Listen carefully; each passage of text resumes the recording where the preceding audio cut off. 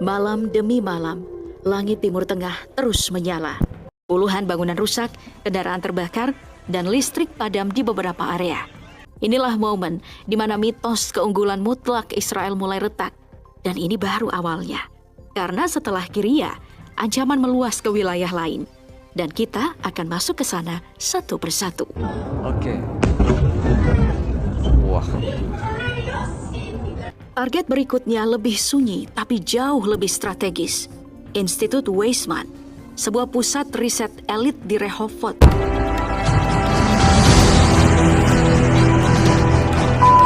Assalamualaikum warahmatullahi wabarakatuh. Oke guys, kembali lagi dengan kami Al Jahlil. Nah guys, kita kali ini akan mereaksi sebuah info yang terjadi di belahan dunia guys ya. Tepatnya di Timur Tengah nih. Wah, ada sebuah info yang sangat merinding pokoknya guys ya. Tel Aviv dan Haifa, dua kota besar di jantung Israel, kini bukan lagi simbol kemajuan tapi simbol kekacauan. Wah, ledakan maha dahsyat mengguncang langit Israel guys. Rudal-rudal terbaru Iran, rudal hipersoniknya itu, wah, menembus sistem pertahanan dan menghantam jantung infrastruktur. Sirene meraung, langit menyala, dan semua berubah dalam sekejap guys. Wah, jalanan penuh kepanikan guys.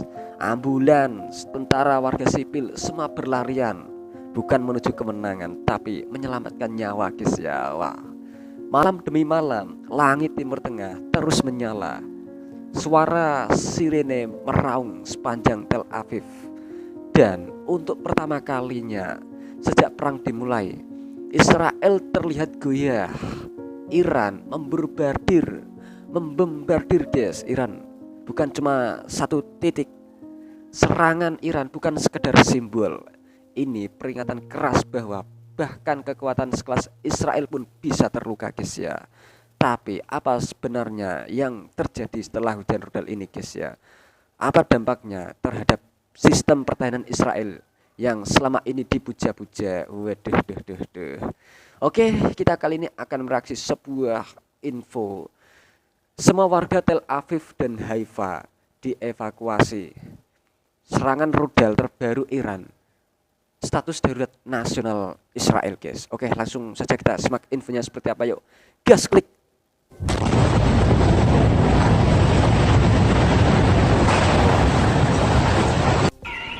Malam demi malam, langit Timur Tengah terus menyala.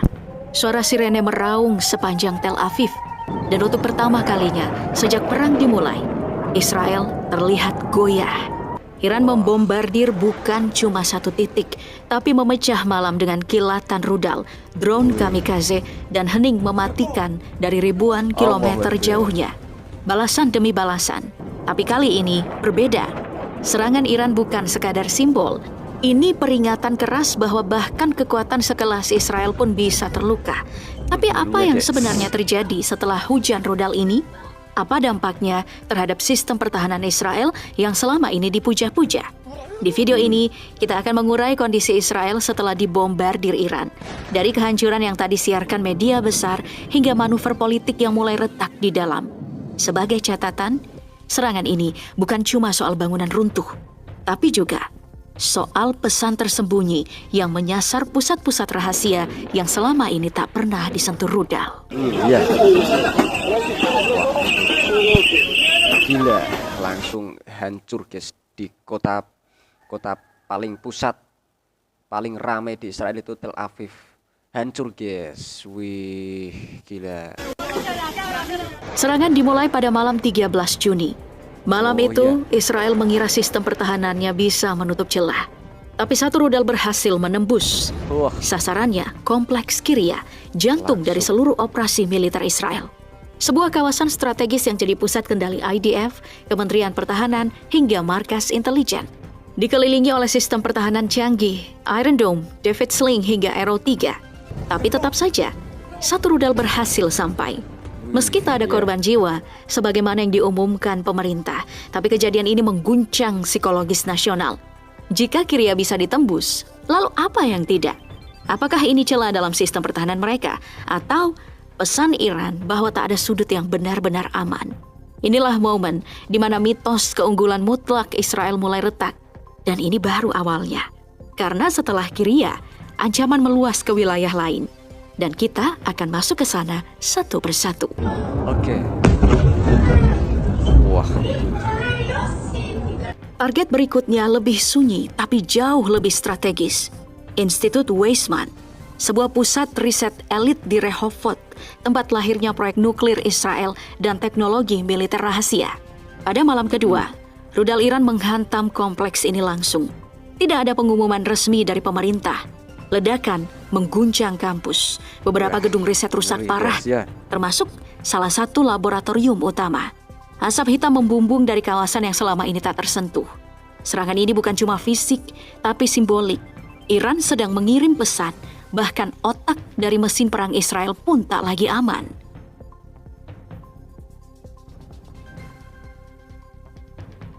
Dari semua kota yang diserang, Bat-Yamlah yang paling parah.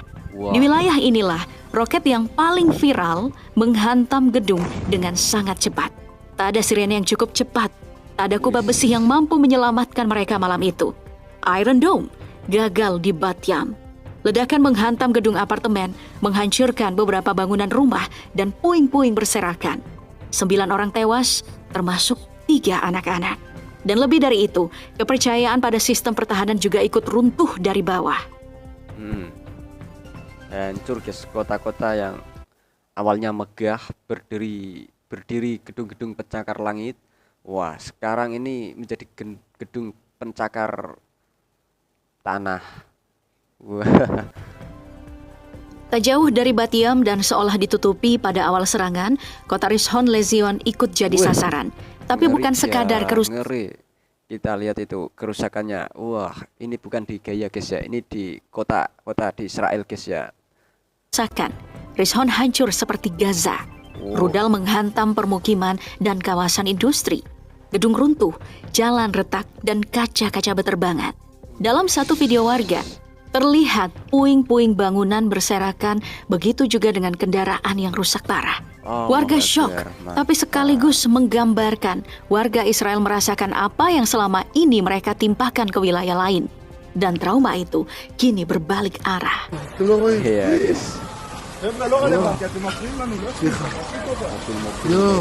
Serangan berlanjut ke Ramat Gan, kota tenang di pinggiran Tel Aviv, dan nyaris tak pernah tersentuh oleh konflik.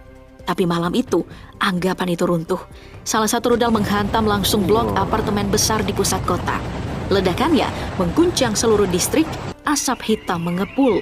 Satu bangunan hancur hampir total, dinding-dinding runtuh, puing-puing menghujani jalan, dan rumah-rumah di sekitarnya ikut rusak parah.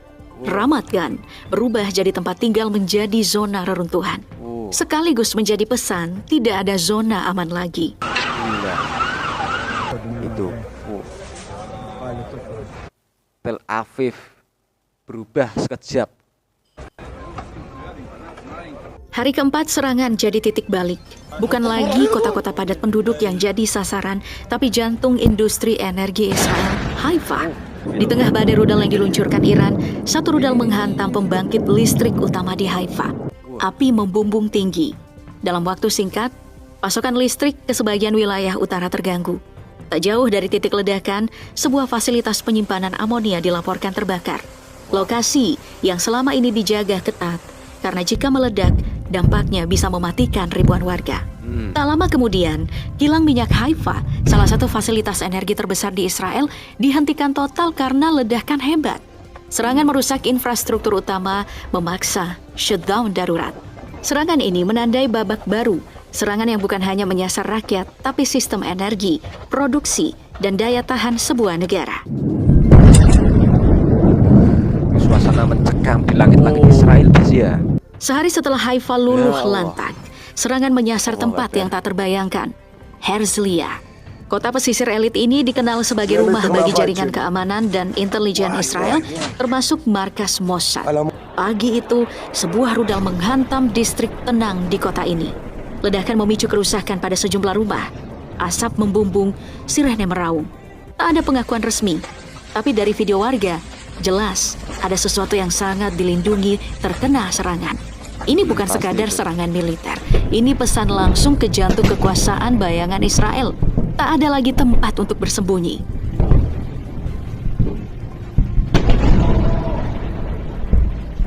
Setelah jantung rahasia kekuasaan dilumpuhkan, Iran menunjukkan bahwa tak ada garis merah dalam perang ini. Serangan selanjutnya pun menyasar Bnei Barak, kota ultra-ortodoks di pinggiran Tel Aviv yang selama ini nyaris tak tersentuh konflik. Tapi malam 16 Juni, langit berubah muram. Rudal menghantam kompleks apartemen di tengah kota. Ledakan meruntuhkan sebagian bangunan, meretakkan dinding-dinding rumah, dan memecahkan jendela di radius ratusan meter. Warga pun berlarian keluar rumah dengan pakaian ibadah.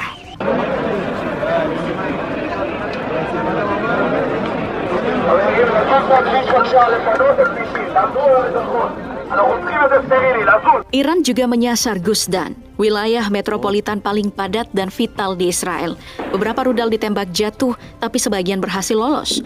Ledakan terjadi di dekat pemukiman, kawasan bisnis, dan infrastruktur penting. Puluhan bangunan rusak, kendaraan terbakar, dan listrik padam di beberapa area. Gusdan adalah nadi Israel, pusat pemerintah, teknologi, dan militer. Serangan ini bukan hanya tentang kehancuran fisik. Ini tentang rasa waspada yang berubah jadi rasa ketakutan. Hancur semua bangunan-bangunan gedung di kota Israel itu guys ya. Kaisaria, kota elit di Israel Utara juga jadi target pada hari Minggu. Wah, Di mana serangan ini berbeda. Bukan ke Pangkalan, bukan ke kilang, tapi ke kediaman pribadi Benjamin Netanyahu. Rudal menghantam area sekitar kota. Ledakan mengguncang lingkungan mewah tempat Netanyahu tinggal. Tak ada pengakuan resmi, tapi pesan Iran sangatlah jelas. Kami tahu siapa yang mengatur perang ini. Kita lihat itu guys ya. Perang belum selesai, tapi sesuatu telah berubah. Israel membalas. Rudalnya menghantam stasiun TV pemerintah Iran, ikon propaganda dan simbol kekuasaan. Serangan ini membuat sang reporter harus menghentikan siaran langsung ketika ledakan itu terjadi. Serangan itu bukan hanya fisik, tapi juga simbolik. Iran menjawab dengan ancaman terbuka.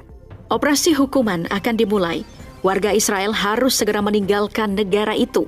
Lalu bocor informasi, Israel tengah merancang serangan paling radikal, pembunuhan pemimpin tertinggi Iran, Ayatollah Ali Khamenei. Tapi dunia mulai gemetar. Donald Trump dalam komunikasi internal disebut menentang keras rencana itu. Dari Moskow, telepon langsung datang ke Yerusalem. Putin memperingatkan Netanyahu. Tindakan Israel melanggar piagam PBB dan hukum internasional. Saat rudal diluncurkan, diplomasi dijalankan dalam bisik-bisik. Saat kota-kota terbakar, para pemimpin berdagang ancaman di balik layar. Dunia berada di ujung yang rapuh antara dendam dan akal sehat. Jika satu saja langkah ini meleset, maka perang ini tak akan berhenti di Timur Tengah, tapi menyulut babak baru, konflik global. Pertanyaannya kini bukan lagi siapa yang menang, tapi siapa yang berani berhenti sebelum semuanya benar-benar habis. Ini akan ngotot sama ngototnya ini guys ya. Wah. Nah itu guys, sebuah info sedikit yang kami beritahukan kepada Anda semua tentang info semua warga Tel Aviv dan Haifa dievakuasi. Serangan rudal terbaru Iran. Status darurat nasional Israel. Ini kalau nggak ada yang mengalah salah satunya ini, wah bahaya nih guys ya. Ya semoga harapan kita semua ya, semoga bisa damailah dunia ini, hidup dengan tenang. Kita lihat peperangan ini merinding guys ya, merinding sekali. Semoga damai guys dunia ini guys ya. Tidak ada peperangan yang membesar ini. Ini akan sangat ngeri jika Iran dan Israel tidak ada yang mau mengalah guys. Wah ini. Oke guys, cukup sekian reaksi kami kali ini. Jika ada kesalahan kata-kata yang kami ucapkan, kami mohon maaf sebanyak-banyaknya. Terima kasih. Wassalamualaikum warahmatullahi wabarakatuh. Jumpa lagi di video berikutnya.